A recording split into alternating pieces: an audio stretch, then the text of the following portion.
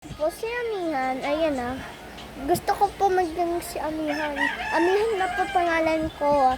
Kasi po, alam mo kung bakit? Kasi po, favorite ni Mama, Amihan, yung sa Encantadia. Amihan na nga po pangalan ko, Amihan po yung pangalan. Tapos yung kapatid ko naman po, pangalan niya, Alena. Kasi po, yung favorite ng papa ko, Alena. Gising ka dyan, Alena. Alena, gising ka dyan. Ano ba yun? Magpakilala ka. Ako si Alena.